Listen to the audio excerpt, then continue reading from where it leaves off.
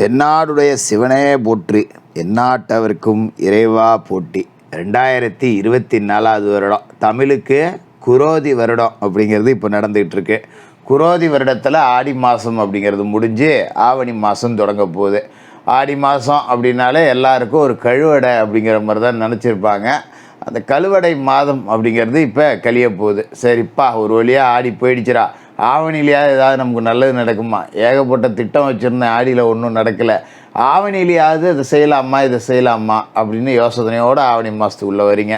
அப்போ உங்களோட ராசிக்கு கிரக அமைப்புகள் எப்படி இருக்குது, உங்களோட ராசி பலன்படி இந்த ஆவணி மாதத்தில் என்னென்ன செய்யலாம் என்னென்ன செய்யக்கூடாது அப்படிங்கிறத நம்ம முன்கூட்டியே தெரிஞ்சு வச்சுக்கிறது நல்லது.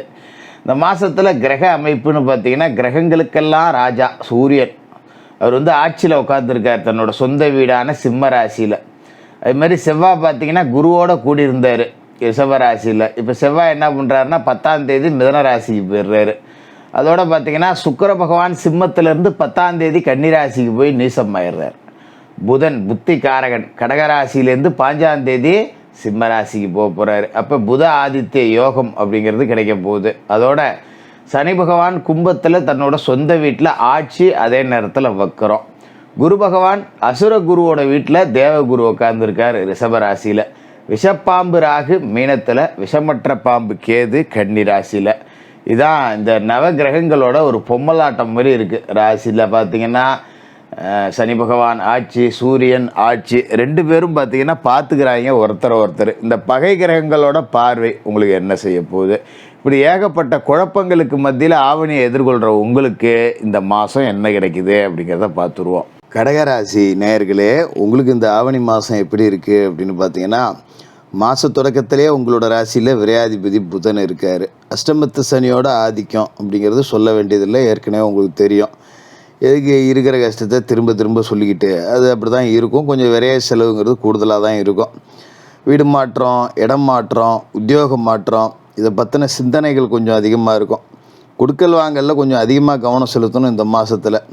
அதாவது மற்றவர்களை நம்பி செஞ்ச சில காரியங்களில் இழப்பீடுகளை சந்திக்கிற மாதிரி இருக்கும். அதனால் கூடுமான வரைக்கும் யாரையும் நம்பி எந்த ஒரு காரியத்தையும் செய்யாதீங்க.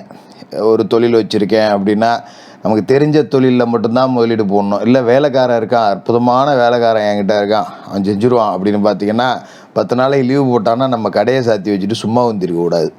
அதனால் கூடுமான வரைக்கும் தெரிஞ்ச தொழிலில் முதலீடு போடுங்க. தேவையில்லாத முதலீடுகளை முடக்காதீங்க. அதுமாதிரி இந்த பிறருக்கு ஜாமீன் சொல்லி கடன் வாங்கி கொடுக்கறது, பிறருக்காக ஜவாப்தாரி ஏற்றுக்கிறது, ஜாமீனுக்கு போய் நிற்கிறது, இந்த வேலையெல்லாம் வேண்டாம்.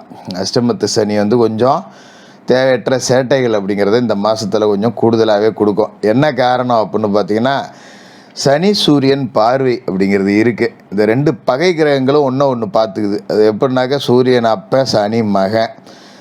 மற்றவங்க சண்டை போட்டுக்கிட்டால் விலைக்கு விட்டுக்கலாம். அப்பனும் மூணும் சண்டை போட்டுக்கிட்டோம்னு வச்சுக்க, விலைக்கு விடவே போக முடியாது. நான் எங்கள் அப்பா அடிப்போம், உனக்கு என்னடான்னு நம்மள 2000 மோகம் விடுவான். நானாச்சு என் பிள்ளையாச்சு நீ யாரான்னு அப்போ 2000 நம்மள விடுவான். இப்போ இந்த பிரச்சனையில் போய் நம்ம சிக்கவே கூடாது. அதனால் இப்போ இந்த பகை கிரகங்களாக இருக்கக்கூடிய அப்பனும் மோகனும் ஒருத்தர் கோபத்தோடு பார்த்துக்கிறாங்க. அப்படிங்கும்போது நம்ம கொஞ்சம் கவனமாக இருந்துக்கணும். அடுத்தவங்க விஷயத்தில் தலையிடவே கூடாது. எவனாவது 2 பேர் கட்டி உருண்டுக்கிட்டு இருப்பான், அதில் நமக்கு ஒருத்தன் தெரிஞ்சவனாக இருப்பான். போய் விலைக்கு விட போனீங்கன்னா கேஸை நம்ம பேர்லேயும் சேர்த்து எழுதிட்டு போடுவாங்க.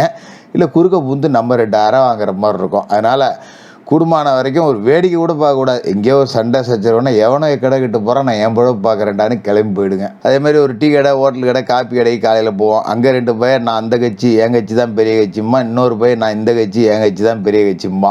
இதுமாரி அரசியல் சண்டை நடக்கும். இல்லைன்னா சினிமா நடிகருங்க சண்டை நடக்கும், என் தலைவன்டா யார் தலைவன்டா அப்படின்னு. இதெல்லாம் நம்ம போய் மூக்க நுழைக்கக்கூடாது. எவனோ கடை கட்டு போகிறான், நம்ம பொழப்பு நம்ம பார்ப்போம் அப்படின்னு சொல்லிட்டு கலண்டு வந்துக்கணும். நம்ம முன்னாடியே தப்பாக பேசிகிட்டு இருப்பாங்க, நமக்கு சரியான விஷயம் தெரியும். ஆனாலும் கூட நம்ம ஒன்றும் தெரியாத மாதிரியே நோவாமல் அவத்தை விட்டு கிளம்பி வந்துடுறது தான் நல்லது. சரிடாப்பா ஏதோ பண்ணிட்டு போங்க அப்படின்னு சொல்லிட்டு. ஏன்னா இந்த சூரியன் சனியோட பார்வை அப்படிங்கிறது அந்த அளவுக்கு நமக்கு தேவையற்ற பகையை சம்பாரித்து கொடுத்துரும். தனாதிபதி சூரியனும் அஷ்டமாதிபதியான சனியும் ஒருத்தரை பார்த்துக்கிறது அப்படிங்கிறதால நல்லது இருக்கா ஜோசியர்? என்ன இந்த கெட்டதுலேயும் ஒரு நல்லது இருக்குது. காசு பணம் நல்லா வந்துடும், தனவரத்து தாராளமாக இருக்கும்.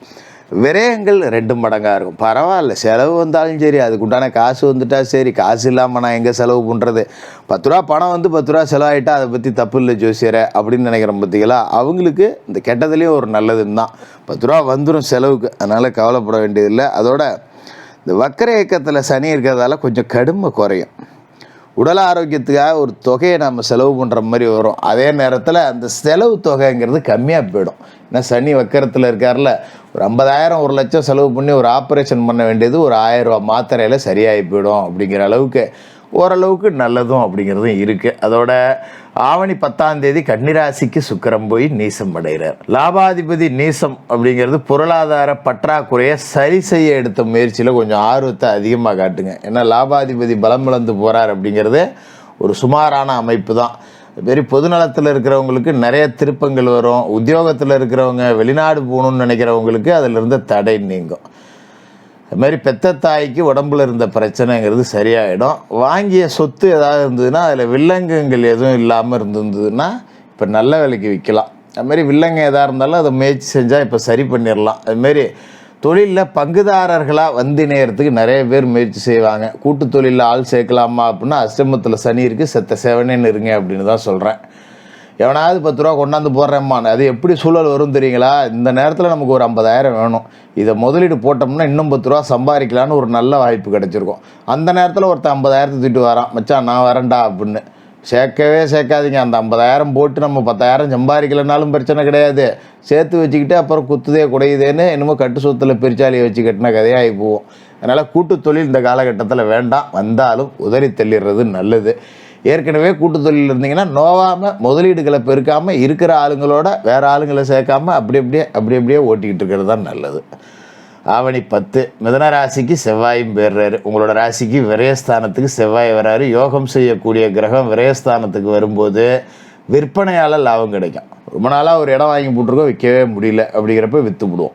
நல்ல விலைக்கு விற்கும், அதால் 10 ரூபா லாபம் கிடைக்கும். அது மாதிரி பாதையே இல்லாமல் ஒரு இடத்த வாங்கி போட்டிருப்போம், அதில் இப்போ பைபாஸ் ரோடு வந்துடும். அந்த மாதிரியான அமைப்பு இந்த விபரீத ராஜயோகம் அப்படிங்கிறதெல்லாம் கிடைக்கும். அது மாதிரி சில பேர் கடந்த காலகட்டத்தில் பூர்வீக சொத்தை விற்றுருப்பீங்க, நல்ல இடம் விற்றுவிட்டோமே அப்படின்னு இருந்தவங்களுக்கு அதுக்கு தக்கன ஒரு இடம் வாங்கக்கூடிய யோகம், ஒரு வீடு வாங்கக்கூடிய யோகம் அப்படிங்கிறது வரும். அரசு வேலைக்கு விண்ணப்பம் செஞ்சு காத்துக்கிட்டு இருக்கிற ஆளுங்களாக இருந்தால் இப்போ கொஞ்சம் அதுக்கான ஒரு லேசாக ஒரு லைட் எரியிற மாதிரி தெரியும். நமக்கு ஒரு அழைப்பு வரும் இன்டர்வியூக்கு, இல்லை தேர்வில் ஏதோ ஒன்றில் பாஸ் பண்ணிட்டோங்கிற செய்தி வரும். இந்த மாதிரி வரும். அது மாதிரி வாடகை கட்டடத்தில் இருந்தவங்க சொந்த கட்டடம் வாங்கி குடியேறக்கூடிய பாக்கியம் இருக்குது. நான் எங்கே ஜோசியரை வாங்குறது, அஷ்டம சனியால் ஊரை சுற்றி கடன் ஆகி போச்சு, நான் இப்படி இருக்கேன் ஜோசியரை அப்படிங்கிறவங்களுக்கு கூட அஷ்டம சனி ஏதோ ஒரு ரூபத்தில் ஒரு வீடை உருவாக்கி கொடுப்பார். ஒரு கட்டடம்னு ஒன்றுக்கு நீங்கள் அட்லீஸ்ட்டு மனையாவது கோழி ஒரு கல்லையாவது எடுத்து வச்சுருவீங்க இந்த மாதத்தில். அந்த அளவுக்கு நேரம் நல்லா இருக்குது. அதுமாரி ஆவணி மாதம் 5ஆம் தேதி சிம்மராசிக்கு புதன் பெயர், ராசிக்கு 3க்கும் 12க்கும் அதிபதி புதன் தனஸ்தானத்துக்கு போகிறாருங்கிறது நல்லது தான். கொடுக்கல் வாங்கல் சீராயிடும். நான் ஏற்கனவே சொன்ன பார்த்தீங்களா, கொடுக்கல் வாங்கலில் கவனமாக இருக்கணும்னு. இந்த மாதத்தில் கவனமாக இருந்தீங்க, ஏற்கனவே வாங்க போட்டிருந்தீங்க எங்கேயாவது அப்படின்னா கூட 5ஆம் தேதிக்கு மேலே அது மெல்ல மெல்ல சரியாகும். மாதிரி உத்தியோகத்தில் பணி நீக்கம் செய்யப்பட்டவர்கள் மறுபடியும் வேலைக்கு சேரக்கூடிய வாய்ப்பு இருக்குது. பயணங்கள் பலன் தர்றதா இருக்கும். பொது வாழ்க்கையில் இருக்கிறவங்களுக்கு ஒரு அரசியல் ரீதியான பயணம், ஒரு பெரிய மனிதரோட சந்திப்பு, இந்த மாதிரியான பயணங்கள் அப்படிங்கிறதுலாம் 10 ரூபா நமக்கு காசு பணத்தை சம்பாரித்து கொடுக்கக்கூடியதாக இருக்கும். 4 பழக்க வழக்கத்தை உண்டாக்கக்கூடியதாக இருக்கும். அது மாதிரி உத்தியோகத்தில் பார்த்திங்கன்னா 8ல் சனி வக்கரத்தில் இருக்கும்போது வேலை சுமை அதிகமாக தான் இருக்கும். சக ஊழியர்கள், மேல்மட்டத்தில் இருக்கிற அதிகாரிகள் ஆதரவு கொஞ்சம் குறைவாக தான் இருக்கும். சரி போய் எவனோ எப்போ இடப்பட்டு போகிறான், நம்ம வேலையை நம்ம பார்ப்போம் அப்படின்னு அனுசரித்து ஓட்டிங்க. தொழில் வியாபாரம் அப்படிங்கிறது சந்தை நிலவரம் அடிக்கடி மாறும் அப்படிங்கிறதால கூடுமான வரைக்கும் சரக்கு தேக்கி வைக்க வேண்டாம். அழுகும் பொருள் வர்த்தகத்தில் இருக்கிறவங்க கொள்முதலை குறைச்சிங்க. அது மாதிரி ஆடு மாடு கோழி விவசாயம் சார்ந்து இருக்கக்கூடியவர்கள் கொஞ்சம் கவனமாக இருக்கணும். செவ்வாய் விரயத்துக்கு வந்துடுவார் அப்படிங்கிறதால பூமி தொடர்பான விஷயங்களில் மோட்ரு பழுதாக வருது, போரில் தண்ணி வரல, இந்த மாதிரி சிக்கல்லாம் வரும். அதுக்கு நீங்கள் கொஞ்சம் முன்னெச்சரிக்கை, அதுக்கான செலவு தொகை அப்படிங்கிறத சேமித்து வச்சுக்கிறது அப்படிங்கிறது நல்லது. மற்றபடி பெரிய பாதிப்புகள் அப்படிங்கிறதுலாம் ஒன்றும் இல்லை, நல்லாயிருக்கும். அஷ்டம சனியோட தாக்கமும் கூட குறைஞ்சே இருக்கும். சிம்மத்தில் இருக்கிற சூரியனும் கும்பத்தில் இருக்கிற சனியும் ஒருத்தர் பார்த்துக்கிட்டா கெடுதல்னாலும் கூட அந்த கெட்டதுலேயும் ஒரு நன்மை அப்படிங்கிற மாதிரி 10 ரூபா காசு பண்ண புழக்கம் இருந்துக்கிட்டே இருக்கும். தினமும் குளிச்சு முழிவிட்டு விநாயகர் வழிபாடு செய்யணும். சனிக்கிழமையில அனுமன் வழிபாடு, மாலை நேரத்தில் சனி பகவானுக்கு எல் தீபம் ஏற்றி எல் சாதத்தை நைவேத்தியமாக படைச்சு காக்கைக்கு அன்னமிடணும். தான தர்மம் செய்யுங்க. உங்களால் முடிஞ்ச வரைக்கும் அன்னதானம் செஞ்சுக்கிட்டு வர்றது ஒரு சிறந்த பரிகாரமாக இருக்கும். முடிஞ்ச நேரத்தில் குறிப்பாக சனிக்கிழமையில் அன்னதானம் அப்படிங்கிறது செய்யுங்க. இந்த ஆவணி மாதம் நல்லாயிருக்கும். கடக ராசிக்காரர்களுக்கு வாழ்த்துக்கள்.